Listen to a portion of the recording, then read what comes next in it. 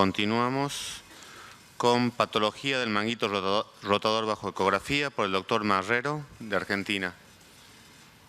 Para la gente que está atrás, acá hay lugar como para 10 personas si quieren pasar, así se sientan.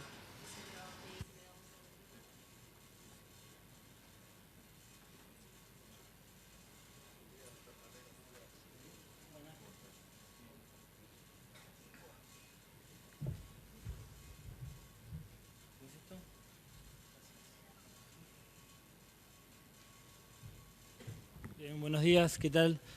Bueno, a mí me tocó hablar de lesiones del manguito rotador bajo ecografía. Fíjense que es la causa más frecuente de dolor del hombro y disfunción en los adultos. Y si bien puede ser traumática, puede ser traumática aguda, crónica, por procesos inflamatorios o ante eventos de inestabilidad o microinestabilidad, la gran mayoría de los casos son asintomáticos y no tienen antecedentes traumáticos, sino que se dan y son secundarios por afecciones locales. Afecciones locales vinculadas al tendón, es decir, factores intrínsecos y factores extrínsecos, propiamente dichos, al espacio subacromial. Entonces, vamos a ir viendo los distintos factores intrínsecos propiamente del tendón, vasculares, celulares, metabólicos, morfológicos, o bueno, la zona crítica, zona que ya está bien descrita por estudios microangiográficos, en el que es una zona, esperen, ahí estamos, una zona a un centímetro de la inserción del troquíter, a nivel del tendón del supraespinoso, en el que tiene bajo porte sanguíneo, tanto desde la antesis como tampoco le llegan los vasos o nutrientes desde la unión miotendinosa, y a su vez también cambios morfológicos que se suelen dar próximo a la inserción en el troquíter. Las fibras bursales son bien paralelas y las fibras articulares suelen acodarse. Este tipo de acodamiento genera que estas fibras sean más susceptibles a las fuerzas de tensión y a las de compresión, por lo tanto son más susceptibles a las lesiones. Otra de las causas por las cuales se suele lesionar más el tendón y a nivel articular sobre todo es el cable rotador, que es una condensación, un engrosamiento de la cápsula articular muy por debajo de las fibras articulares del tendón del supraespinoso y del infraespinoso, que corre perpendicular. Este cable rotador lo que hace es absorber las fuerzas y distribuirlas, y las distribuye desde anterior hacia posterior. Por lo tanto, es por eso que las lesiones se dan siempre, en general, articulares en la zona anterior del supraespinoso y luego se extienden hacia las fibras del infraespinoso. Esto lo que genera, esta absorción y disipar estas fuerzas, genera que muchas veces sean asintomáticas, por eso muchas veces nos van a llegar esas viejitas que dice estaba barriendo y de golpe no tenía fuerza y tenía lesión del manguito. Bien. Y los factores extrínsecos que van a provocar el síndrome de pinzamiento por disminución del espacio subacromial, esto va a generar una disminución del espacio subacromial, lesión tendinosa por microtrauma repetitivo, choque del tendón con la cara inferior del acromion, y en general se va a afectar más que nada al tendón del supraespinoso. Según la localización, podemos tener 3 conflictos: el anterosuperior, el más frecuente, que va a afectar al supraespinoso, el anteromedial y el posterosuperior. Bien, tenemos factores propiamente anatómicos que pueden ser constitucionales o adquiridos, que van a provocar disminución del espacio subacromial. Constitucionales, el acromion tipo 3 de Briani o ganchoso, ¿sí? O el hueso subacromial en mayores de 25 años que no fusiona el os acromial. O adquiridos, la artrosis acromioclavicular o el engrosamiento del ligamento córaco-acromial. Bien. Vamos a ir viendo también otros factores dinámicos, o sea, que tienen que ver en realidad con procesos de microinestabilidad o inestabilidad articular glenohumeral que van a provocar que la cabeza humeral se desplace en sentido superior y anterior, y esto va a provocar compresión del manguito y fricción sobre todo en movimientos de Haber, ¿sí? Rotación externa de abducción y también con rotación interna. En general, estos tipos de fricciones son ecográficamente, uno encuentra cambios muy leves, alguna bursitis o tendinopatías leves, y en general responden a kinesiología, fortalecimiento, plan conservador. Bien, ¿cómo estudiamos el impeachment anterosuperior? Con movimientos de abducción y rotación interna. Fíjense, este es clásico, y abduciendo y rotando. Pero ¿qué pasa? Si hacemos esto, muchas veces vemos poco trayecto del tendón, solamente las fibras distales del tendón del supraespinoso. Y entonces es acá donde buscamos otras variantes, como por ejemplo poner el brazo en extensión con rotación interna y hacer abducción, pero desde atrás. Eso nos va a permitir que el tendón se aleje del acromion y se pongan más fibras articulares. Otra de las cosas importantes es llevar el traductor por delante del acromion para salir de la sombra acústica del acromion y poder ver el ligamento córaco-acromial, que es una condensación, ¿sí? Se ve esta estructura anatómica. Y es incluso más fácil ver los distintos tipos de impeachment, ¿sí? Tenemos 3 tipos de impeachment, tipo 1, 2 y 3. El tipo 1 vamos a tener cambios mínimos en la ecografía, una bursitis subacromial y mínimos cambios en el tendón. Como podemos ver en la izquierda, ¿sí? El líquido en la bursa le cuesta pasar por debajo del acromion, el tendón está bien. Un impeachment tipo 2 o estadio 2 en el que ya hay tendinosis y cuesta mucho al líquido en la bursa pasar por abajo del ligamento córaco-acromial y por abajo del acromion, y en este caso se acompañaba de ligera ruptura parcial de la cara bursal, y un tipo 3 que ya se acompaña de lesiones del manguito rotador y hay impacto óseo. Bien, este es un caso de un chico joven, 28 años, que hacía CrossFit y tenía dolor al elevar el brazo por encima del hombro, ¿sí?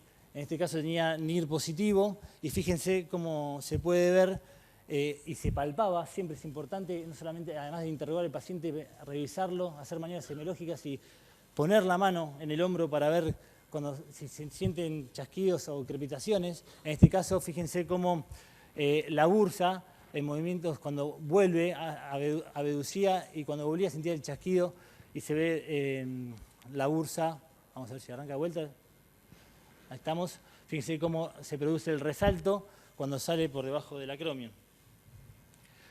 Entonces estos tipos de pinzamientos, si se perpetúan en el tiempo, van a llevar a cambios degenerativos. Las tendinopatías, y si siguen en el tiempo, van a llevar a desgarros. Fíjense que la prevalencia de lesiones del manguito rotador va en ascenso a medida que pasa el tiempo, siendo del 50% en personas de 60, 70 años y ya del 80% en personas mayores de 80 años. Veamos un poco de las tendinopatías. Como todas las tendinopatías, lo que se ve es un aumento del espesor del tendón, con las fibras heterogéneas, se pierde el patrón fibrilar y se acompaña en general de una bursitis reactiva en la bursa subdeltoidea subacromial. Es importante siempre hacer un estudio ecográfico comparativo, sobre todo en aquellas tendinopatías que son leves, que es difícil, si no lo hacemos y aprovechamos el lado contralateral normal, poder detectarlas. Y acá tenemos ejemplos de una tendinopatía del supraespinoso. Fíjense cómo se ve el lado contralateral y el lado que le duele al paciente, prácticamente al doble del espesor, con señal heterogénea y líquido en la bursa. Siempre hay que evaluar a los tendones en el eje corto y eje largo, y siempre que vemos una patología la debemos ver siempre en los 2 ejes para constatarla. Siempre que veamos estos tipos de tendinopatías es probable que tengamos dificultad para pasar el tendón por abajo del espacio subacromial, como vemos en este caso. Otro caso, amigo que hace también CrossFit con dolor a la abducción, yo positivo, pero tenía fuerza y un NIR positivo, elevaba el brazo por encima del hombro y también con mucho dolor. Y fíjense que tenía una leve, disculpen, que no estoy acostumbrado con el mouse, tiene una bursitis reactiva y una tendinopatía focal con un ligero engrosamiento del tendón en el examen comparativo. Y los cortes de resonancia mostraban exactamente lo mismo. Es importante buscar el líquido no solamente en el espacio subacromial, sino también en el receso lateral. La bursa es grande, de atrás hacia adelante, y tenemos que buscar el líquido y jugar con los movimientos dinámicos para poder llevar el líquido donde queremos, sobre todo si sospechamos de lesiones bursales que nos van a permitir ver mejor esas lesiones. Tendinosis del infraespinoso, lo mismo que en el tendón del subescapular o del supraespinoso, se ve aumento del espesor, el tendón heterogéneo, y las maniobras semiológicas son positivas para la fuerza contra resistencia en rotadores externos. El infraespinoso y el redondo menor son los encargados de rotar hacia afuera el brazo, por lo tanto, si hacemos esas maniobras, cuando vemos una tendinosis o una ruptura, al paciente se le va a complicar. O tendinosis del subescapular, con engrosamiento del tendón, irregularidad ósea a nivel del troquín y dificultad para pasar por el espacio córaco-humeral, el espacio que debe medir más de 8 milímetros. Bien, pasando a la ruptura del manguito rotador, si buscan en la literatura van a encontrar infinidades de clasificaciones, ¿sí? Como por ejemplo incompletas, parcial total, completa parcial completa, no comunicante, articular, bursal, intrasustancia y comunicantes. Lo cierto es que los traumatólogos son bastante más sencillos y utilizan esta clasificación, ¿sí? De espesor parcial o de espesor completo. Yo trabajé 3 años con el doctor Gonzalo Gómez haciendo traumatología del deporte y me tocaba ver informes nuestros y que lesión parcial completa y entonces no saben qué es completa, Agustín, es parcial, me decía en el momento de revisar al paciente y ver la resonancia de la ecografía. Entonces es importante que nosotros digamos de espesor parcial, es decir, afecta o no afecta a todo el tendón, ¿sí? La cara articular o la cara bursal, o si es de espesor completo, comunica el espacio articular glenohumeral con el espacio subacromial. Entonces, yo utilizo ese tipo de clasificación. En cuanto a las lesiones de espesor parcial, las podemos clasificar según la localización en articulares, que son las más frecuentes, sobre todo en jóvenes, las bursales y las intrasustancias, que prácticamente no existen, 1% en el Martinelli Bianchi, y la verdad que también es difícil de informar, porque decir ruptura, ya cambiamos en nuestro informe, el paciente lee la palabra ruptura y podemos alterar por ahí un poco, al poner esa palabra, y el tratamiento es conservador. La sensibilidad varía, siempre es operador dependiente, según la experiencia de quien esté evaluando. Acá en este slide pueden ver los 3 tipos de lesiones de espesor parcial. En la cara articular, que siempre se acompaña de irregularidad ósea, foco heterogéneo con discontinuidad de la línea articular del tendón, una lesión intrasustancia y una lesión bursal con, ligera herniación de las fibras profundas del deltoides próximo a la inserción en el troquíter a nivel de inserción del supraespinoso.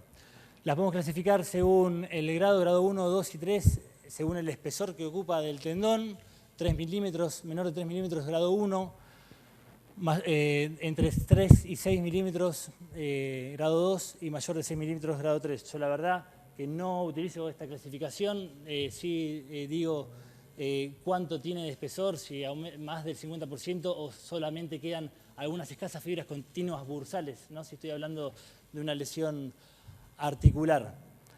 Bien, y fíjense que tenemos un patrón de progresión. Siempre, como dijimos, son más frecuentes las articulares que las bursales, y siempre la lesión va a ir en esa progresión de articular a bursal y también de anterior hacia posterior.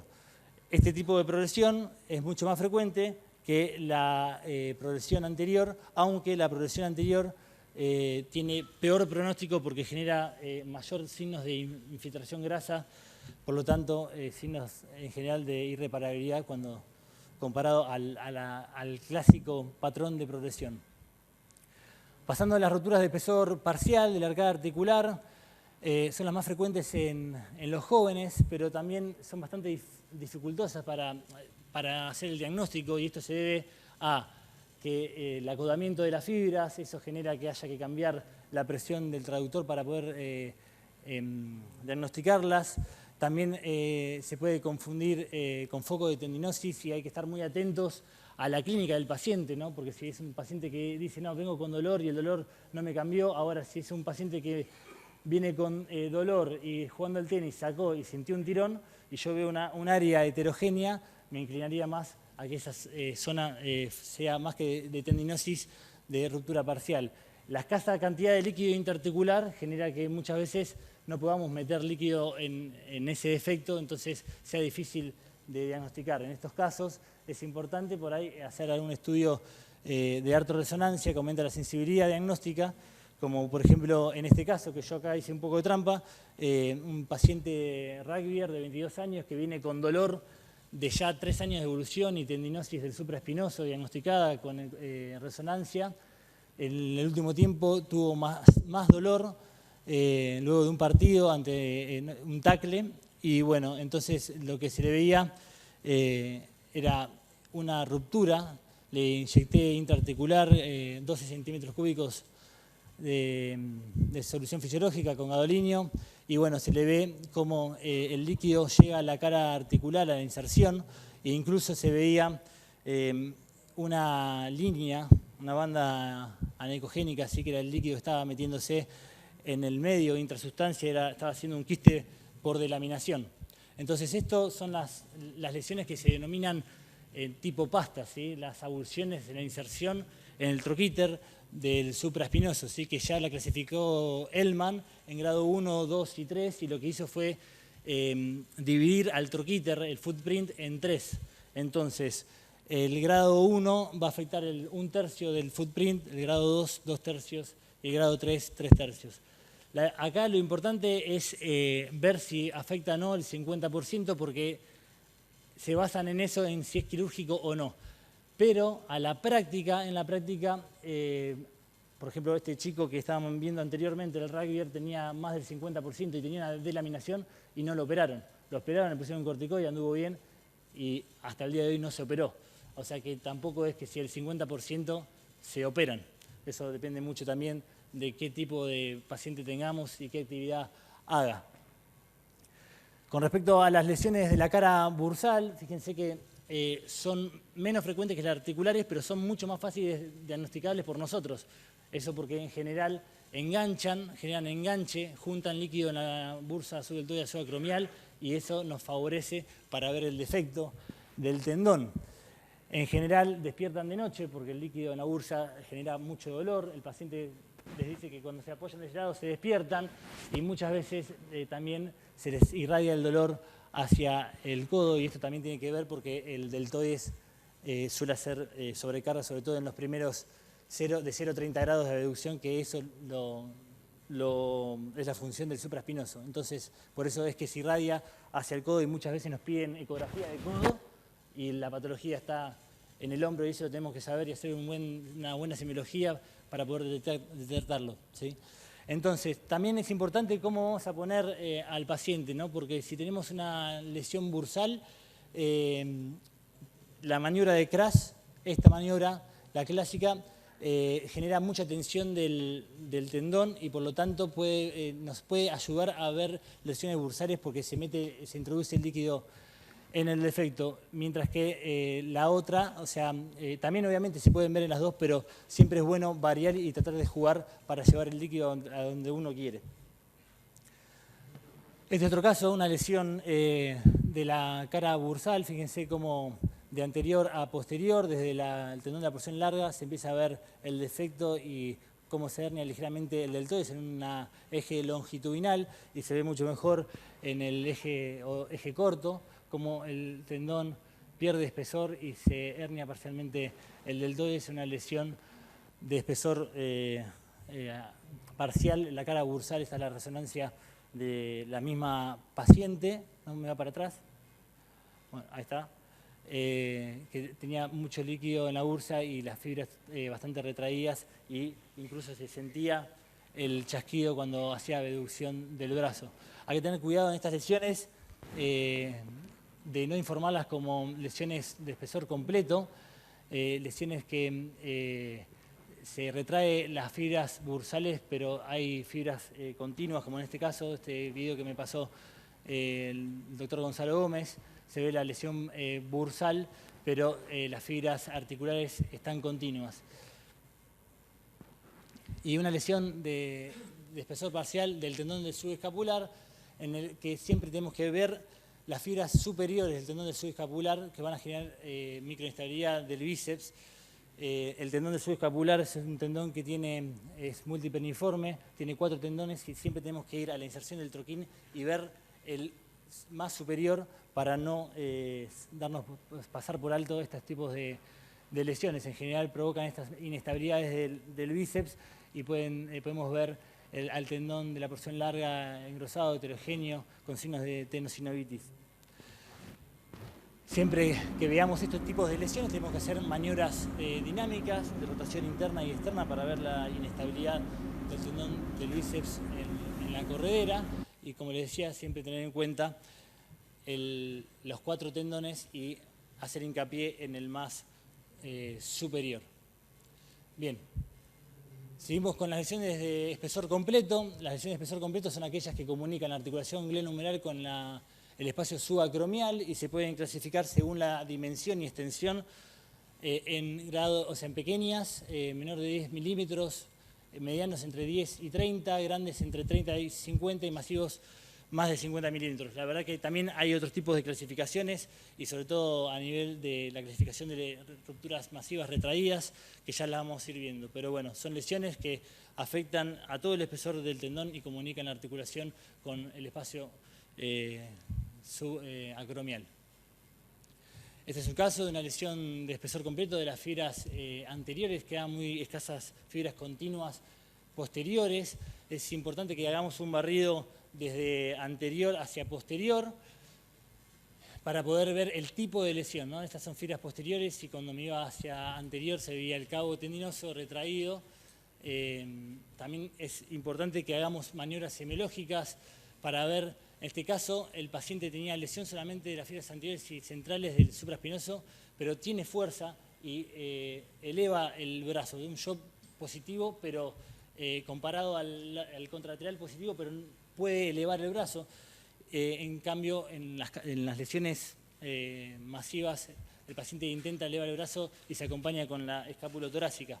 Otro caso, este es un caso de Juan Chéparo, que está acá, que me pasó. Lesiones difíciles de ver. En el sector posterior, fíjense cómo se ve el defecto atrás en el supraespinoso y cómo se ve en los cortes longitudinales. Los hallazgos ecográficos en las lesiones de espesor completo, ausencia del tendón, herniación del deltoides y cabeza humeral desnuda. No tenemos que confundir al cartílago de la cabeza con fibras digamos, remanente de fibras.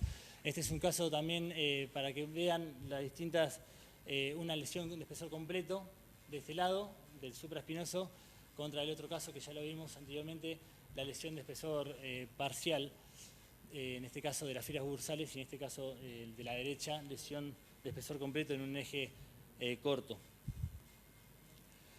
Bueno, siempre tenemos que valorar desde anterior hacia posterior, desde el tendón de la porción larga del bíceps braquial hacia posterior, como se puede ver en este caso, lesión de espesor completo y las maniobras dinámicas de aducción generan retracción del cabo tendinoso, incluso mueve el líquido y nos ayuda a ver la retracción. Los grados de retracción son 3 y los tenemos que describir porque le va a ayudar al traumatólogo para el tratamiento quirúrgico. Grado 1, próxima a la inserción ósea, grado 2, por encima de la cabeza humeral y grado 3 por encima de la glena. Bien, acá tienen los 3 tipos de ejemplos de distintas retracciones. Grado 1, cerca de la inserción ósea, grado 2, por encima de la cabeza humeral y grado 3, ya muy retraído, cerca de la glena escapular. Caso clínico de una lesión del subescapular de espesor completo. Fíjense si ponemos el traductor en el eje corto sobre la corredera bicipital, nos encontramos con una corredera vacía y cuando nos vamos hacia medial vemos al tendón de la porción larga luxado. Justamente, como habíamos dicho, las lesiones del subescapular se asocian a inestabilidades de la porción larga del bíceps y yendo desde el vientre de la unión miotendinosa hacia proximal, ahí siguiéndolo, vemos cómo esta imagen redondeada, ecogénica, del tendón de la porción larga luxado. Es importante que hagamos también maniobras de rotación interna y externa para ver dónde está el cabo tendinoso del subescapular, que en este caso cabalgaba arriba del tendón de la porción larga en rotación externa y luego se retraía con la rotación interna. Y bueno, estas son maniobras, la maniobra de lift of test, importante para la evaluación del subescapular. El paciente se le pone la mano en la espalda y se le pide que haga fuerza hacia atrás. En este caso, la paciente, por más que parezca fácil, sin hacerle fuerza contra resistencia, no podía ni mover el brazo, ¿sí? No lo podía despegar, ni siquiera contra resistencia, ¿eh? Así nomás, pasivamente no podía hacerlo. Y llegamos a los desgarros completos y masivos. Hay muchas clasificaciones. Gerber habla de compromiso de 2 tendones, Caulfield de más de 5 centímetros y Samstein lesión de 2 o más lesiones. En general son lesiones que hay gran pérdida de fuerza, cambios elásticos del tendón, atrofia muscular. El paciente no puede elevar el brazo directamente, se le pide elevarlo y se quiere acompañar con la escapulotorácica. Como ven en este caso, paciente de 82 años que me dice que un día barriendo no podía agarrar la escoba, el lado sano lo lleva bien y el lado patológico, fíjense cómo se acompaña con la escápula torácica. En estos casos, cuando vean esto, ya es muy probable que el paciente tenga lesión de 2 tendones o más con signos de infiltración grasa. Este otro caso igual era similar y el otro caso es el chico que ya vimos con lesión del tendón del supraespinoso, sobre todo de espesor completo, pero en la escara anterior. Y es importante esto que lo vean semiológicamente porque tiene que ver con las cúpulas de fuerza. Antes se le daba más importancia a la cúpula coronal, que depende de la inserción del supraespinoso. Y ahora se sabe que, como vieron, el chico tenía una lesión de espesor completo del supraespinoso, pero el chico podía elevar bien el brazo, incluso contra resistencia lo elevaba. ¿Sí? Pero en los casos como las señoras que mostramos recién, o el hombre mayor, ya no tienen la cúpula transversal, es decir, tanto el subescapular y el infraespinoso no pasan, no cubren el meridiano, ¿sí? la línea media de la cabeza humeral, y en esos casos los pacientes tienen defectos muy severos, incluso para llevarse el tenedor a la boca. Entonces es importante reparar las cúpulas, siempre que veamos lesiones de estos tipos, tratar de repararlas, por lo menos a veces se hacen transferencias tendinosas para poder al menos ese paciente peinarse o poder comer, ¿no? Bueno, esta es la paciente que vimos anteriormente, que tiene una lesión del supraespinoso y del infraespinoso con signos de infiltración grasa, ascenso a la cabeza humeral. En la ecografía se ve la lesión de espesor completo del supraespinoso e incluso del infraespinoso en la cara posterior glenohumeral. Se ve el tendón retraído por encima del reborde glenoideo y el deltoides caído. Bien. Este otro caso, que es el mismo que veíamos anteriormente en la parte semiológica de inspección, fíjense cómo la paciente se ayuda para elevar con la escápula torácica y se le veía en la ecografía una ruptura de espesor completo del tendón del supraespinoso, el espacio subacromial totalmente disminuido y en la cara posterior del troquíter se le veía este gran defecto óseo y lo que tenía era una lesión, una abulsión en la inserción distal en la faceta posterior del troquíter y se veía el fragmento óseo totalmente retraído, pero las fibras tendinosas continuas. Es importante que lo digamos en el informe porque no es lo mismo anclar un tendón que anclar el hueso. Entonces, es importante que digamos en este informe en dónde está el fragmento óseo retraído, abulsionado y si está o no el tendón continuo. Bien. Y estos son los signos de irreparabilidad, la infiltración grasa, la disminución del espacio subacromial menor de 7 milímetros, el signo de Hort-Blobrenstein, que es la rotación externa del paciente, no puede hacer contrarresistencia, no puede llevar el brazo hacia atrás y y la subluxación estática dinámica antero-superior de la cabeza humeral. Cuando tenemos estos tipos de lesiones de espesor completo retraídas y masivas, con signo de filtración grasa y ascenso de la cabeza humeral, primero se producen cambios degenerativos locales entre la cabeza humeral y la cara inferior del acromion, pero después esto, cuando perdura en el tiempo, va a llevar a una artrosis, un proceso degenerativo de la articulación glenohumeral irreversible, que es la artropatía justamente por desgarro del manguito rotador. Una artropatía destructiva, terminal, irreversible, que se caracteriza por aplanamiento de la cordera bicipital, por disminución del ascenso de la cabeza humeral y disminución del espacio acromio clavicular, adelgazamiento del cartílago e irregularidad ósea del troquíter y del acromio.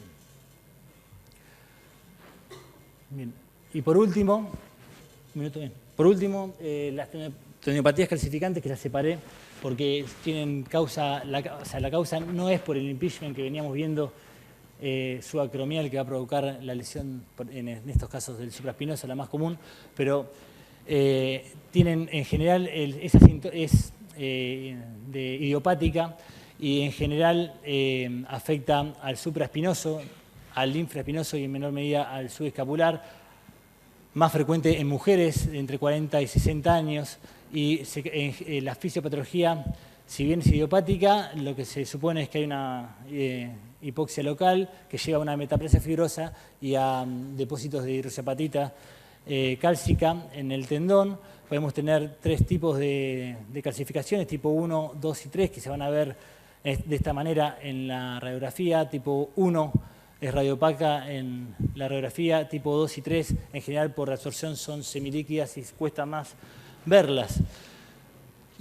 Clínicamente, según la fase de formación de la calcificación, nos va a dar también los tipos de dolor, ¿no? El tipo de nocturno y cuando se reabsorbe, porque esto de los macrófagos del cuerpo trata de reabsorberla, y es ahí cuando el tipo 1, al ser atacada por los macrófagos, se hace líquida o semisólida y empieza a doler mucho y tienen brotes de dolor. Se van a dar cuenta cuando viene una paciente que no le pueden ni poner el traductor por el dolor que le genera, y sobre todo cuando están en este tipo de reabsorción de la calcificación radiopaca, cuando empiezan los macrófagos a actuar y la hacen semilíquida. En estos casos muchas veces puede ser que esa calcificación se vuelque a la bursa, como vieron en las radiografías previas, la tipo 2, pueden buscar algunas líneas radiopacas a nivel de la bursa porque vuelca la calcificación, y en estos casos los pacientes tienen mucho dolor en las maniobras de aducción y rotación interna porque se les provoca un impingement subacromial y el tendón no puede pasar, como en este caso, esta calcificación, y que fíjense no emite sombra acústica. Entonces estamos hablando que ya no es una tipo 1, sino más tipo 2, está siendo reabsorbida.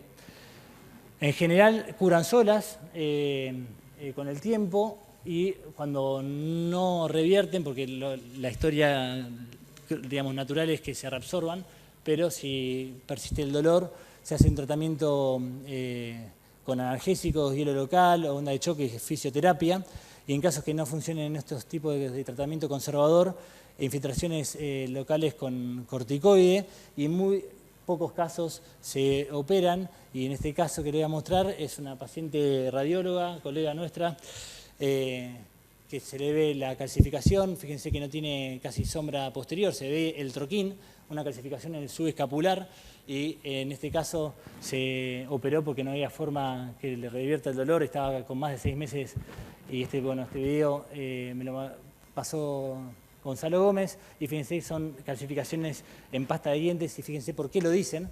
En este caso se ve el tendón con hiperemia, y cuando le hace la resección para sacar el calcio, se ve cómo empieza a salir despacio cuando lo comprime.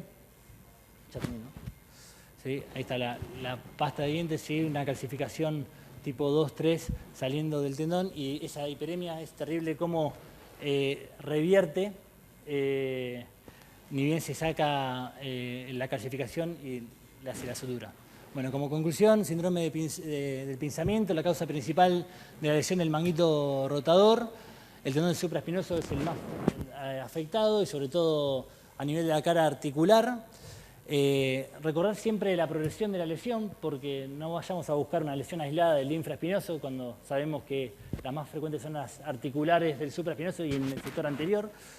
Y siempre tener en cuenta los factores de irreparabilidad y ver la retracción del tendón. Son todos datos que le va a servir al cirujano para hacer el tratamiento. Muchas gracias.